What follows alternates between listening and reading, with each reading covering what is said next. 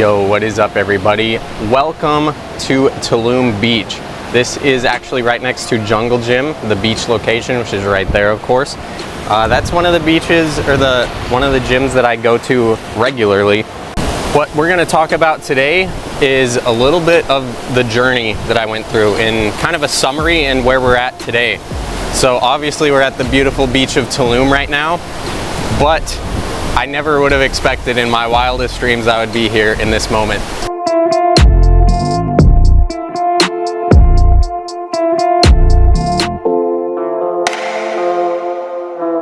(2009), it was the year I graduated high school, and it was a year that I really started embodying a lot of the victim mindset that was being preached through the media. Everyone was saying in 2008, you know, the housing bubble crashed or popped, whatever you want to say, and because of that, your outcomes are going to be shit. If you put the power of belief in negativity, then it will be so, because it's much easier for the universe to devolve into negativity and chaos and disarray. But to really set things straight, you have the power to do that. It's all in your power, it's all in your belief. And if you believe it's gonna be so, then it will, because you will put the work necessary to make it happen. And I just wanted to highlight this because this is the first part of my journey where I think it's really impactful. Sure, I was always the quiet kid in school. I was bullied and beaten down and stuff a little bit, especially emotionally. I really didn't feel like I belonged because I was in a place in life where I didn't mesh well with the religious movement in my area, and that's fine. At the end of the day, I ingrained that kind of outcast mentality, and because of it, I made it a strength of mine. So because of that, I'm very independent. I really do not need much emotional regulation from a lot of people, and I prefer it that way, honestly. I think it was a good thing.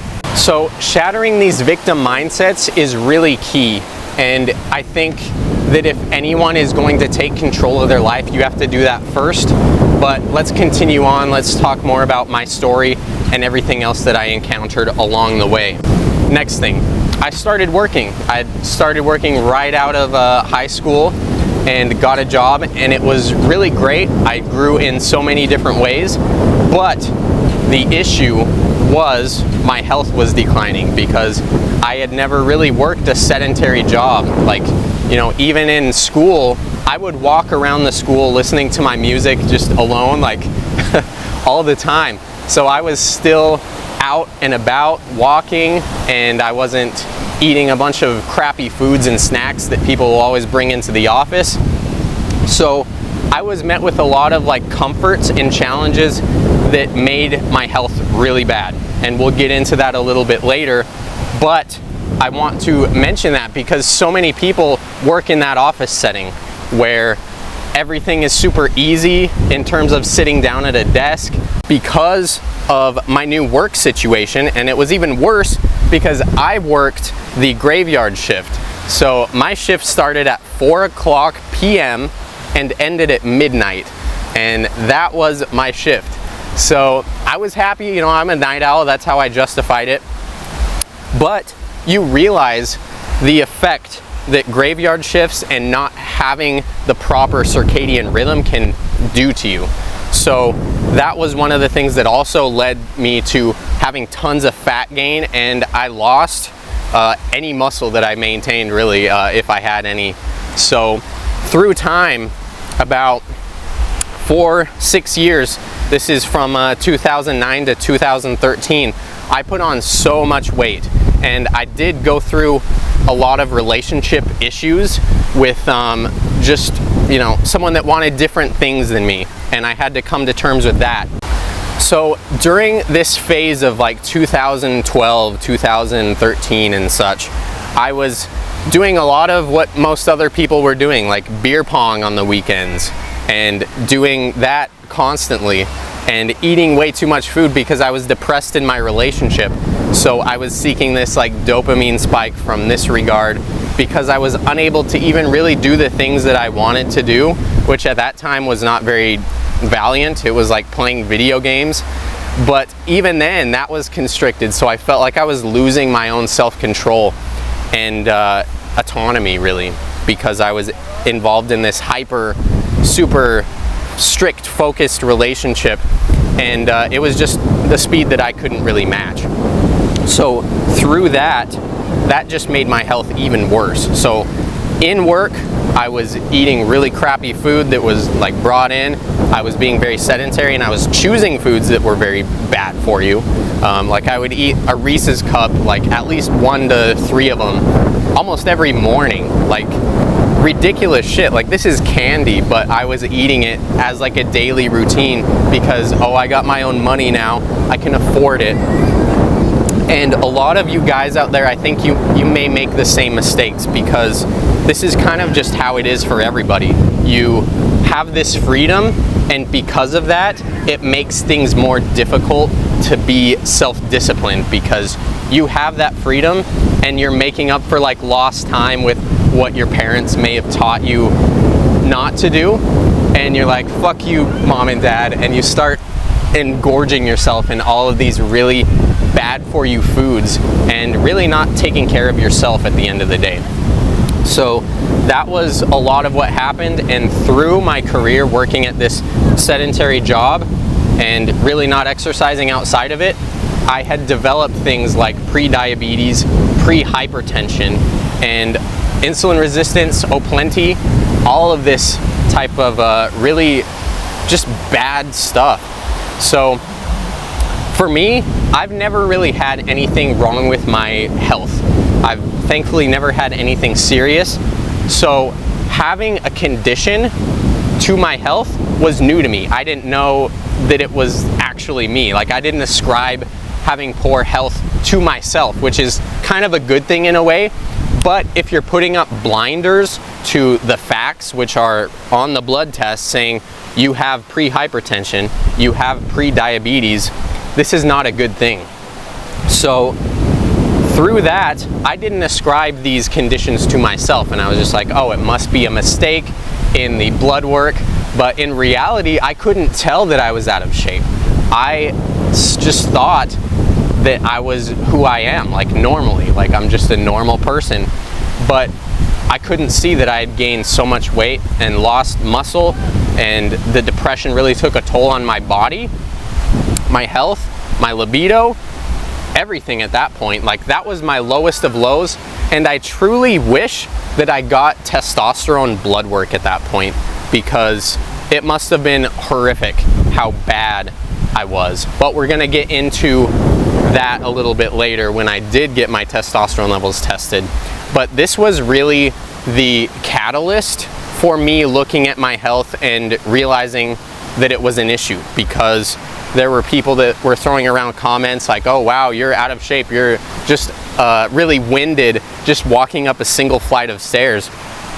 And little comments like that are important, because it is reality, and if you can't take self-accountability for these poor conditions, then something is really messed up. What really started bringing me out of my depression? What really started bringing me out of my bad habits? Well, it was gaining confidence in some specific area of my life, and that area for me was starting a metal band. I didn't start it, I actually tried out for it.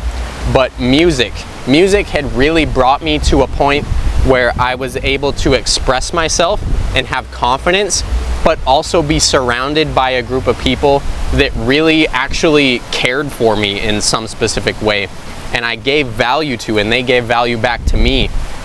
And the friend group that I had and still have with a lot of them it's just immense. Like it's life-changing. So never underestimate who you surround yourself with, because they were the first people to really help me break out of this kind of depression and try and be better, because I felt worthy of something bigger than myself. So through this, I started working out. I really tried to a little bit and spun my wheels and really didn't know what to do. I did it to a small extent, but when I started joining the band and started expressing myself through music, that's really when it hit me. I'm like, okay, I need to be someone that people look up to in terms of like seeing someone on stage and really just feeling comfortable up on stage as myself. I didn't feel comfortable in the body that I was in. I was fat, I was weak, and yeah, I had a voice that I could express things with, but that wasn't enough for me. So really, I wanted to become the person that I always wanted to be, have the confidence that everyone else I felt had. And I just didn't have that, so I knew that I needed to work on my body, and that really got things turning. So I'll never forget it too. This was funny. I was out with my bandmates and we went to the movie theater one day and we saw Neighbors with Zac Efron. And it was at that moment where I was with my bandmates, with my friends, and I was like, I want to look like that, like Zac Efron from Neighbors, which looking back, it's hilarious because it's not even that impressive of a physique, like not to minimize it, like I'm just saying like it's very attainable naturally. And I think that's a good thing. So after I really saw that, that's when it opened up the extra goals for me. And I started going to the gym every day. Yes, I made tons of mistakes, like working out 2 to 3 hours in one single like session at the gym, but I had this extra time because I made time for it. Whereas before, I felt like I had no time. Like my relationship, my work schedule and everything really deterred me from doing the things that I wanted, but I was able to get myself free and find the time to do these things. So through that, I made it happen. I moved out to be with my dad after leaving my ex at the time. And through that, it really just opened up a whole lot of options for me because I was able to, one, reconnect with my dad, who my parents had divorced when I was 2. I did see him like every other weekend, but I hadn't really lived with my dad ever until that point. I was able to really kind of start from like a good baseline emotionally with myself, but also make myself better, because the next thing that I realized was something that I had done my entire life in my relationships, which is actually give up myself for the woman that I'm dating. And what do I mean by that? I mean really being there for them on every single little emotional whim that they might go off on. And you realize like women go on a lot of different emotional whims, so to speak, and it's hard to really just dial down those emotions. And it's not our job at the end of the day as men. One thing that really flipped the switch for me was realizing women, when they talk about their problems, they don't want solutions most of the time, like almost ever. They just want to vent about it. And for me, I was like trying to fix everything. So what really changed was realizing that I needed to invest in myself in order to actually become better and make the relationship, make our life better, because the only thing I can control is me, and the only thing they can control is them. You can be there for support, but you can't do everything for them, and you shouldn't, like it shouldn't be your job to fix their life, to fix their emotions. So through this, I ended up going to school and going through psychology, and it's always been an interest of mine, but especially at this point in my life where I was getting through another breakup, another relationship that made me just dial down my gym, my diet and everything 100%. So yeah, it was a rock bottom kind of end to a relationship, but it was so intense that there was no one else to blame but me at the end of the day. So taking that self-accountability for everything that went on is very huge. And I think that's something that every man should do. You should take accountability for your own actions, and even to the extent of taking accountability for other people's actions. Because if you give up that self-accountability, then you're giving up power ultimately. So take control of what you can control and do it. There's nothing else you can do. So no matter what happens, you can always control your reaction to things. Next thing, let's talk about going through college. So going back to college, I had really started internalizing a lot of what was being taught and thinking about it even hollowly about like how I'll be able to fix these girls that had so many problems in my past, like a lot of girls that had so much trauma. I was trying to understand that, but through my education in psychology, I was realizing that the investments I was making in myself was actually giving me the benefits that I needed. And because of that, it really also helped flip the switch in investing in myself, taking the actions that I need to take care of me. Jordan Peterson always says something along the lines of treat yourself as if you were a friend that you're in charge of taking care of. And I think that resonates, it could resonate with so many people, because a lot of us don't feel like we're worth the time of day, and usually some people will give up themselves to help others instead. And not saying that that's wrong or anything, that's along the lines of what I'm doing now, but you have to be in a position to truly help somebody. And you can't just be there for emotional support. You really need to do the work yourself and make yourself a competent person before you can really talk the talk, like when it comes to helping others. Next in my fitness journey, I was doing the work. I was going to the gym just about every day. I was following this plan and program that I had purchased at the time, and I realized I wasn't getting the results. I wasn't getting the transformation like all these other people that were posting their before and afters. And I was really taken aback by it, because I was like, why am I so different? Like, I'm doing the same program as all of these other people, but I do not look like them at the time. I was really spinning my wheels. I felt like I wasn't gaining muscle, and I wasn't losing the fat and getting that like chiseled, ripped look that I wanted in the program. So through this, I really started delving deeper into things like intermittent fasting and even extended fasting, and found some success early on with it. I got rid of a lot of bloating that happened straight away, and it was a rule that I could set that helped me at work, because at this point, if I was eating crappy foods at breakfast time, then my whole work day would be screwed up.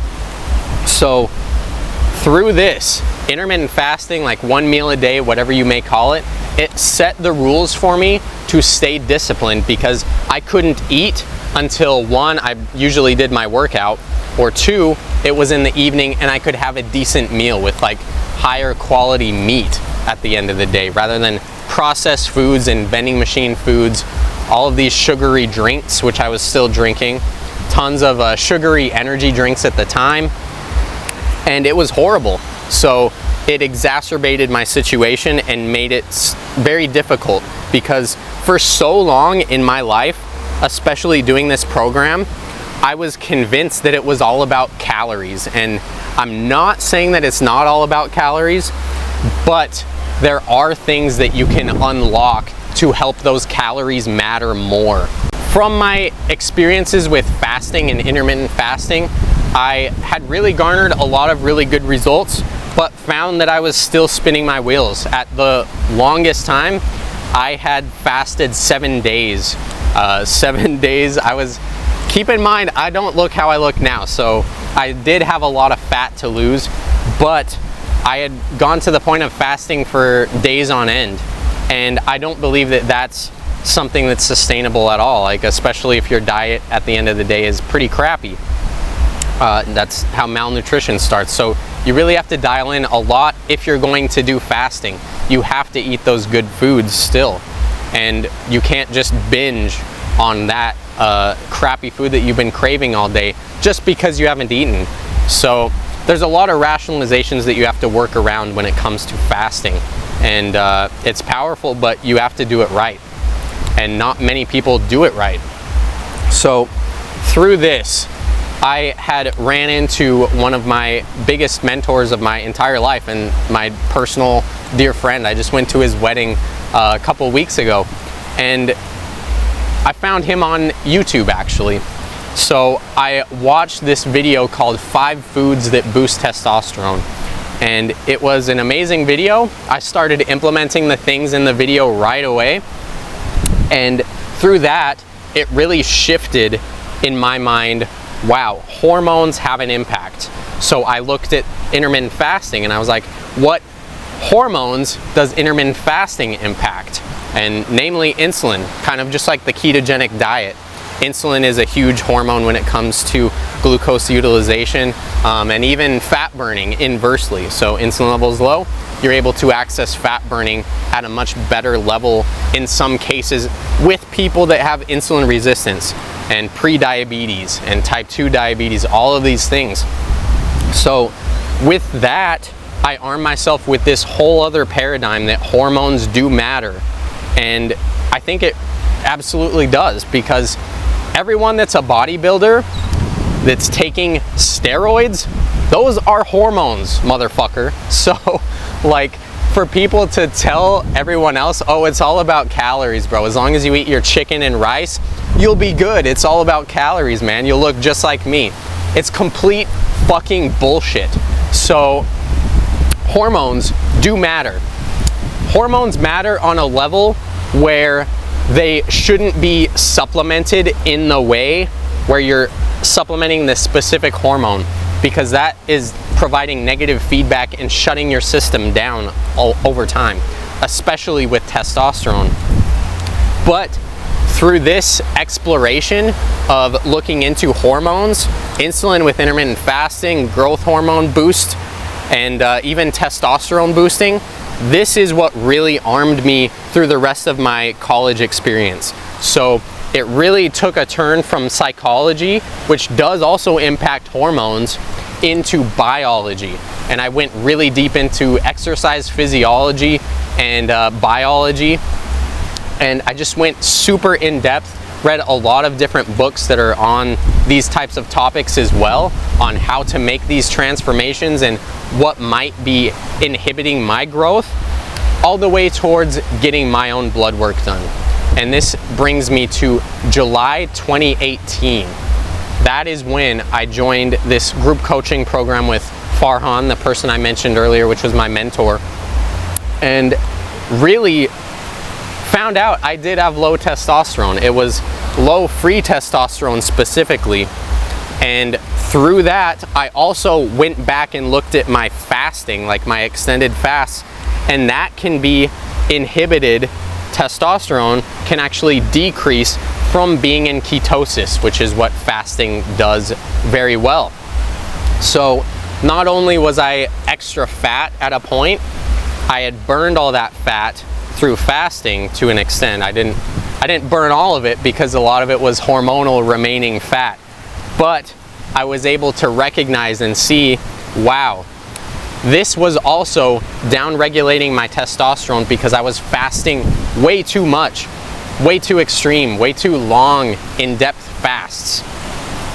So through this, my world was shaken. I was like, wow, I have really low testosterone, the average levels of like an 85-year-old male, and it's just ludicrous to me. So I had to get to the bottom of this, and this is when I delved really, really deep into testosterone in general. And through this, I became a believer in herbal supplements. Believe it or not, yeah, me, someone that could barely start by swallowing a capsule or a pill, started making a habit of taking supplements and taking all of these herbal remedies that are used in traditional Chinese medicine, all the way to Ayurvedic medicine, and onward.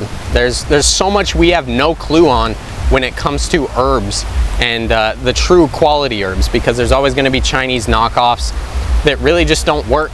But taking a look at all the studies and delving really deep into this, it can make a difference, especially if you implement it and track it yourself. Like, you get your own blood work done and at least try it for yourself. That's all I can say. And that's what I did. So after that, I gave it a full 6 months. I'm like, okay, I'm gonna try this herbal remedy and see if it makes a difference in my testosterone.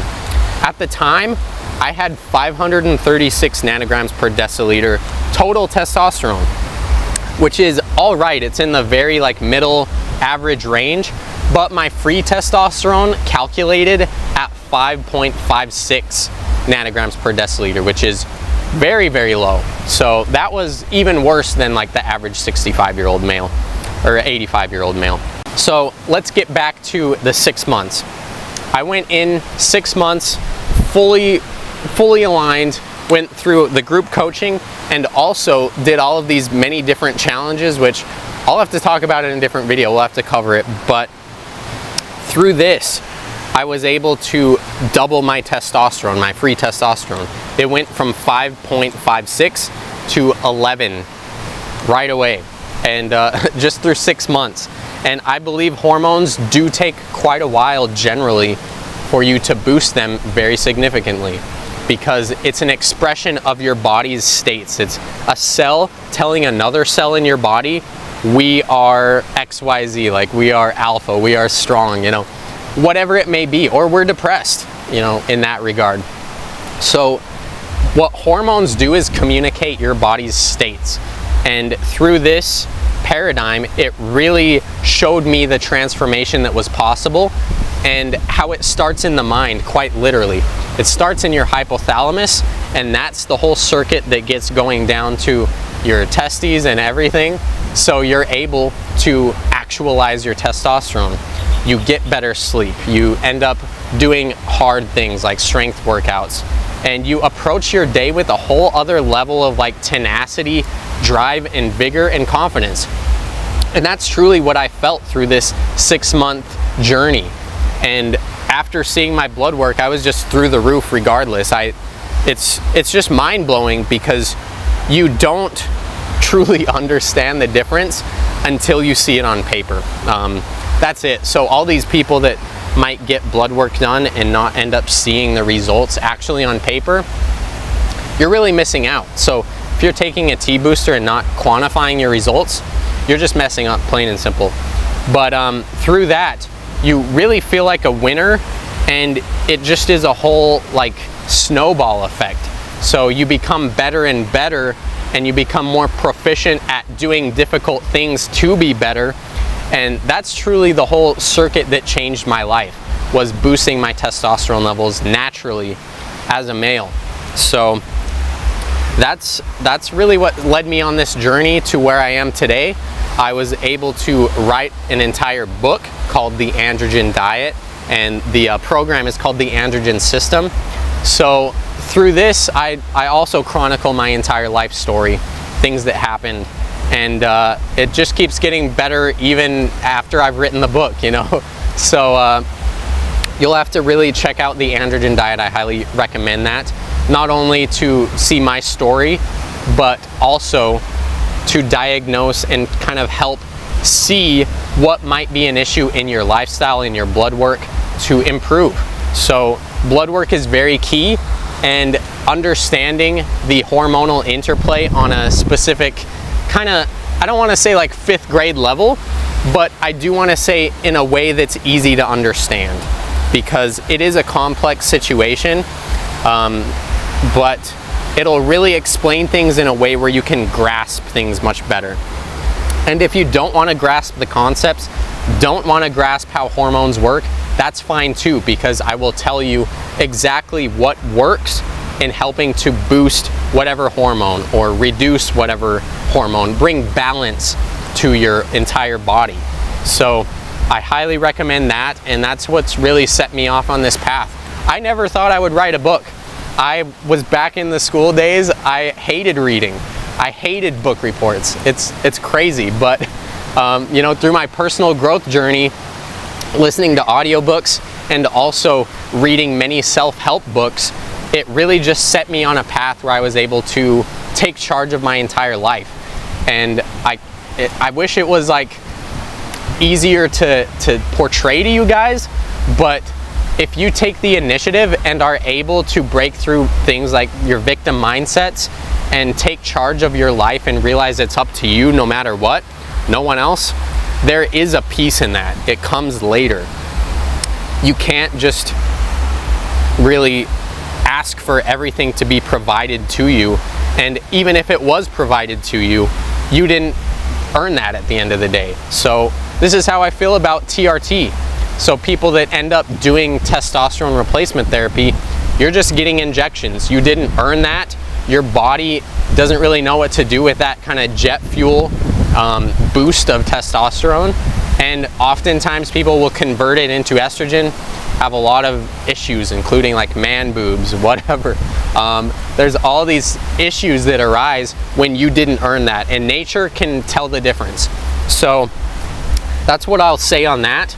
But I also want to talk to you guys about my journey in terms of doing the blood work, because the first time I got my blood work done and found out I had the levels of like the average 85-year-old, the TRT clinic there, they wanted to make me a customer. That's where I went to for blood work. And thanks to my mentor, I was able to realize that I could do it naturally. It was possible because he had did it. And I really was able to set things straight. But you listening to this, you might not know that it's possible to increase your testosterone naturally from a clinically low level to the top 1% now. It's absolutely possible. I'm here to tell you that. It really depends on what is causing the issue for you, and you have to dial that in, but it's absolutely fucking possible, no matter what these people will tell you to try and make you a customer, because once you start injections, you will have to do it for your entire life. There's almost no guarantee that you'll be able to get your system running again after you've been on TRT. So that creates a lifetime customer for the pharmaceutical industry. And that's absolutely true. So this is like worse than smoking is how I usually explain it to people, because you can get off cigarettes and yeah, it'll be tough for a while, but there's no reliance built up to nicotine. It's really the fact that you need testosterone in order to function as a fully expressed male. And because you're on testosterone injections or you get off, your levels will tank. And there's no way that you'll be able to enjoy life at the capacity that you did before. Not to say that you probably didn't when you found out you had low T, but the truth is a lot of these TRT clinics will make you a customer even if you're not clinically low. And that is the truly fucked up thing about this situation. And something that I really battle with every day is just the fact that so many people fall into this situation. So let me track back to the first blood work panel that I did. This was done at a clinic in Utah. I will not give names or anything. That's not my style. But I went there. He saw my results and he's like, you know, we would really be able to get you on testosterone injections if that's what you want ultimately. I don't think he even asked me. He's like, we'll be able to get you in for injections. And because of that, I said no. I held off. I really gave it that 6 months that I needed to see if I could do it naturally. And I did. So I returned to the clinic to get my blood work done after this 6 months. And he was reading both reports side by side on his computer right before he printed them out to give to me, you know, because they tell you, they go through your results after you come back from when they get the blood test results. So he went through my blood test transformation and saw, hey, you doubled your testosterone. And he was blown away. He actually mistook me for someone that was already a customer. He was like, oh, you're just getting off of a cycle, right? And I have no idea what he meant by this, like a cycle of testosterone or steroids, I don't know, because these worlds are so like intertwined, it's ridiculous. But I said, no, I did this naturally. And he really had nothing else to say at that point. So through that, you know, I took it as a win. I felt like a freaking badass. Like I went from 536 to 877 and doubled my free testosterone in 6 months. So you could imagine his surprise, like being at that level. I was finally in like a more normal range for myself. And yeah, there was still work to be done, but I had taken charge of my life, taking charge of my biology, taking charge of my hormones, and had this result, and it's staring everyone blankly in the face. So it's amazing. And through that, you know, of course, I only did even better. So the next time I went and got my blood test done, continued the lifestyle, delved really into diet a lot more, and found out I had 990 total like nanograms per deciliter testosterone. And that blew me away even more. I was like 10 nanograms per deciliter off of 1,000. So through this, I really had nothing to lose. And I started writing my book, The Androgen Diet, after this time of getting 990. And I did go through some kind of relationship emotional turmoil at the time after that. So things really kind of fell apart, and I was not being very active because I was so delved into my book. I was neglecting my relationship and other things in my life. But after that, the book release and everything, I did get retested at this place called FitCon. And I found a TRT clinic that offered services through FitCon, like kind of as an advertisement. Like you go to their booth and they try and get you on TRT ultimately. And what I did through that was get my blood work done through another TRT clinic. This was a different one, of course. And they sent me the whole requisition to get my blood work done at LabCorp. I did it and ended up coming back with a total of 861. And my free testosterone was kind of maintained at the same level as it was before. But I wasn't really satisfied, one, with 861 because it was a down step from my 990. And I think that relationship turmoil that I was kind of dealing with and really just kind of hermiting myself like inward had taken a toll just a little bit. Like I still felt good, still was doing workouts and everything was amazing, but even that emotional kind of change was having an impact. However, when I got my results from this clinic, I was on the phone and they were telling me all about my different results. They finally were like at the end still trying to talk me into TRT. And I was blown away because I was not clinically low whatsoever in terms of testosterone, total or free. So I was just blown away that they were trying to get me on all these other things. He sent me like a whole like PDF recommending a bunch of different bullshit that totaled to like, I think like 15 grand worth of treatments that he wanted to get me on. So it's just crazy, the fact that they'll go to that extent even if someone's not clinically low. Like this was my expertise, and I went to a clinic to tell me if my levels were good or bad, and they're like, yeah, you know, the doctor confirmed like we'll be able to get you on injections straight away. We recommend you take HCG and all of this if you want to have kids. And I was just like, bro, what the fuck? Like there's no other words to say other than like, what the fuck, you know? But after that, it really just kind of set me on a whole other path, because I find so many people, even if they're above average, which my levels absolutely were, like it's hopeless for so many people because you don't know what you have if you're me in that case, unless you do know. And a lot of people just don't know, so you fall into this trap, the TRT trap, if you will. After that, I really delved deep into like my summer like cuts. I like to do annual photo shoots, and you know, I'll cut really low body fat percentage, and I wanted to see where my T levels would be at. And emotionally, in terms of things with my relationship, I was kind of lower, I felt, but because I was able to express myself and talk about the situation to come to an understanding with her, it really helped me out in terms of boosting my T levels, I feel. Because after that, I was at the highest I've been, which is 1,007 nanograms per deciliter, and my free testosterone was the highest it ever had been as well. And I'll put the labs up on the video here. But it's just profound, like the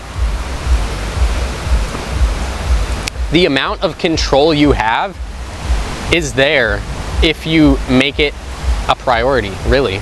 So through this, I was able to battle not one, but 2 testosterone treatment clinics, like demons, you know, the pharmaceutical industry, to really enslave people.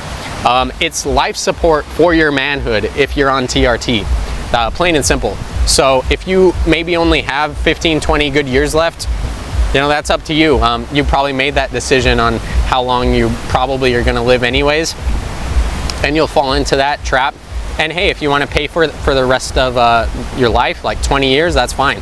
But me being 30 years old and being told you should be on TRT because you have above average level testosterone, that just doesn't compute to me. You know what I'm saying? And if someone didn't know that, they would fall into that same trap. Through boosting my testosterone levels and understanding that interplay between biology, your hormones, and your physique goals, building muscle, burning fat, it absolutely was the game-changing difference maker for me, because I was finally able to get shredded to the point where I felt super confident about my body. Given it takes tons of work, I'm still here for it because I love it. I found salvation in the journey to make it a priority and make it happen at the end of the day. Yeah, it's difficult. Yeah, you have to do everything in your power that you possibly know of, but that's what it takes, and there's nothing else that you can do. So you make it something that is fulfilling for you to do, and after that, there's nothing else you can't take on if you take this kind of mindset and approach something else in your life. So you take your gym routine and treat it as if it's your business. Treat it as if you're writing a book every time you do your routine in the gym. Little by little, everything will grow for you. Everything will become way better than it is. But you have to take that initiative. You have to put in the work. You have to have the know-how. And you have to really realize that it's in your control. Because if you cower to things like having to have a job for the rest of your life that you might not like, then that's exactly what you're gonna do. And I guess to kind of wrap it up, guys, that's really where it brings me here today. It's the 7th of November, and I'm at the beach, and it's fucking perfect weather. It's like 84 degrees right now. I moved out of Utah, which for me, winter is super depressing. So I just wanted to get away from it, and I'm living in Tulum. I've lived here for the past 3 months. Gonna move on towards Portugal next and really just go out into the world and explore. Like, have this freedom to kind of conquer the world in a way, but for myself. So yeah, I conquered a lot of demons along the way. Yeah, I conquered taking control of my own situations. And through that, now I'm in such a much better place to really experience and enjoy life. And there's a lot of mottos that I live by, so, you know, follow me if you want to have more insights and talk to me on like a daily basis. I help out in this Facebook group, and everything's amazing. I can't believe I'm here right now. Like, honestly, when I look back as I am today, recalling my story, it just brings me so much gratitude to realize that I don't have to wake up early in the morning for something that I don't want to do, if that makes sense to you guys.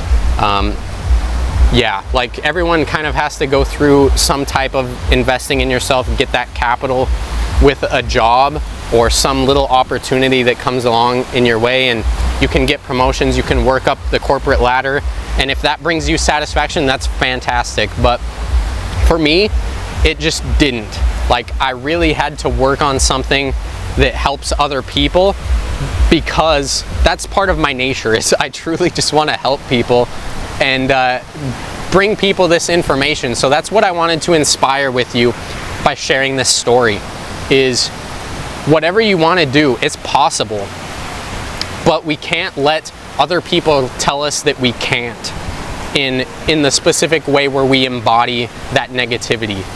Now I feed off of people that tell me I can't do something. People are like, oh, so you're still in vacation in Tulum?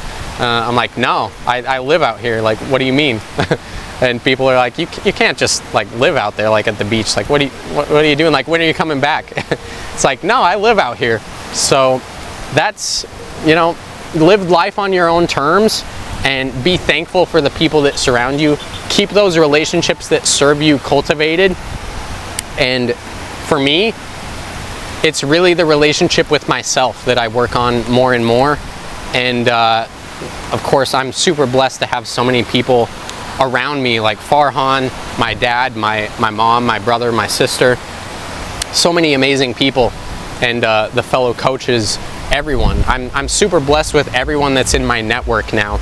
And there's nothing I would rather be doing than living my life out here, traveling the world, helping other people as my job, to wake up in my career, to build myself up by experimenting with all these different things that make a difference, and then seeing those differences also happen in other people's lives.